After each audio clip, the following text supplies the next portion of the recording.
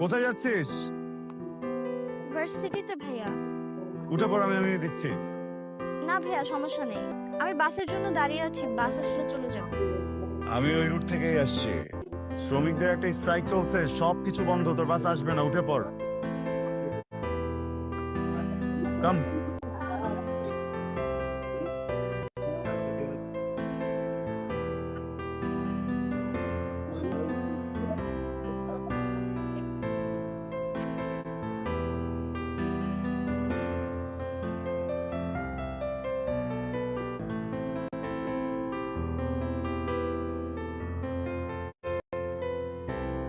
কোন সাবজেক্ট নিয়ে পড়ছিস?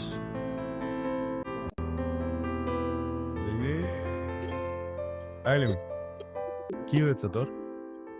ও ভাইয়া, এক্সাম তো, তাই একটু টেনশনে আছে। কি প্রশ্ন করছিলে? জিজ্ঞেস করছি তুই কোন সাবজেক্ট নিয়ে পড়ছিস? আমি বিবিএ নিয়ে।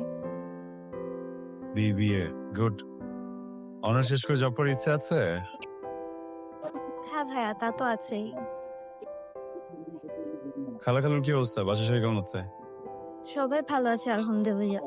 বাবা তো রিটায়ারমেন্টের পর থেকে এখন বাসাতেই থাকে, আর ভাইয়া তো তোমাদের ওখানে চাকরি করে। খালামণি খালুজান কেমন আছে?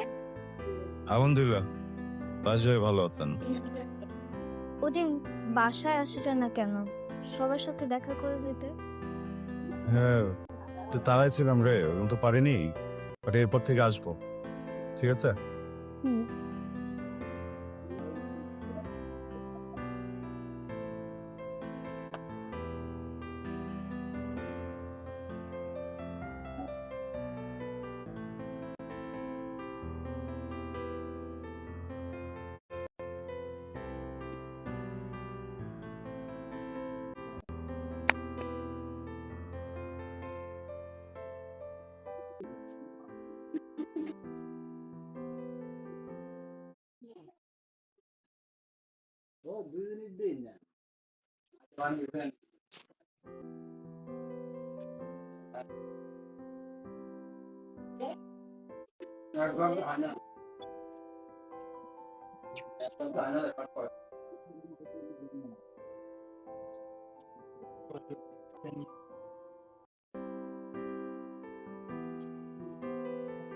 আর আমার ছোট্টবেলার ভালোবাসা, আমার স্বপ্নের পুরুষ। আচ্ছা, তুমি আমার দিকে কখনো ঠিকভাবে তাকাও না কেন? হ্যাঁ, সেই ছোট্টবেলা থেকে আমার ঘুম হারাম করেছো, আমার স্বপ্নে এসেছো। জানো আমি মরে যেতে কাকে চাই? তোমাকে। তোমাকে গাধা, তোমাকে। তোমার বউ হতে চাই। হায় আল্লাহ, লিমি এসব কি বোন আমার?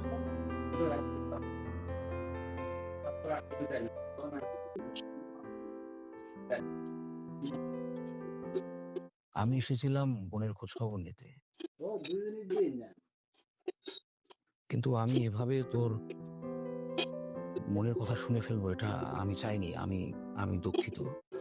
আসলে দেখ বোন আমার, তোর বয়সটা কম, আর এ বয়সটা আবেগের বয়স, বাস্তবতার জ্ঞান কম থাকে। তুই তোর মনের মাঝে যে আকাঙ্ক্ষাটা জাগিয়ে রেখেছিস, এটা কোনোভাবেই এটা সম্ভব না। কোথায় আবরার, কোথায় আমরা? বাস্তবতা বলে একটা বিষয় আছে, আর আমাদের মা কোনো কারণে ওদের পছন্দ করে না। আর সবচেয়ে বড় কথা, আবরার তোকে নিয়ে ভাবেও না। বড় ভাই হিসেবে আমার একটা অনুরোধ থাকবে, তুই ভুলে যা।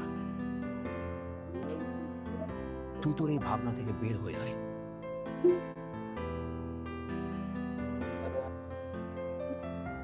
তা না হলে তুই অনেক কষ্ট পাবি।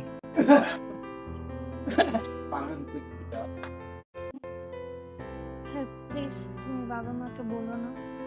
না, আমি বলবো না। আমি আসলে তোর কাছে ক্ষমা চাই, কারণ আমার উচিত হয়নি যে এভাবে সরাসরি তোর ঘরে ঢুকে পড়া। আমি যতই ভাই হই না কেন, আমার উচিত ছিল অন্তত একটা কাশি দিয়ে ঢোকা। ভাইয়া এভাবে বলছো কেন? তুমি তো আমার বড় ভাই, বাবার মতো। দেখ, একটা কথা বলি, আমরা মানুষ তো, তাই আমাদের মনের মাঝে অনেক ইচ্ছার জন্ম হয়। আর এর ভেতরে যে ইচ্ছাগুলো আমাদের ভবিষ্যতে আমাদের মনের ভেতরে ক্ষত তৈরি করতে পারে, সেই ইচ্ছাগুলোকে মানে শুরু থেকেই শেষ করে দিতে হয়। আর আবরার অন্যরকম একটা ছেলে, আর সবচেয়ে বড় কথা, ও আমাদের কাজিন। শোন, বড় ভাই হিসেবে আমার একটা উপদেশ, তুই এই ঘটনা এখানে সমাপ্ত করে দে। কি ব্যাপার, দুই ভাই বোনে কি সবার পরামর্শ হচ্ছে? এই তো মা, আমি ওর পড়াশোনার খবর নিচ্ছিলাম। তুমি ঘুমাওনি এখনো? আমি তোদের দুজনকে দুটো পরামর্শ দিতে এসেছি। আমি কিছুদিন ধরে খেয়াল করছি তোদের দুজনের একজনও কিন্তু অজু করে রাতে ঘুমাস না। এটা কিন্তু ঠিক না।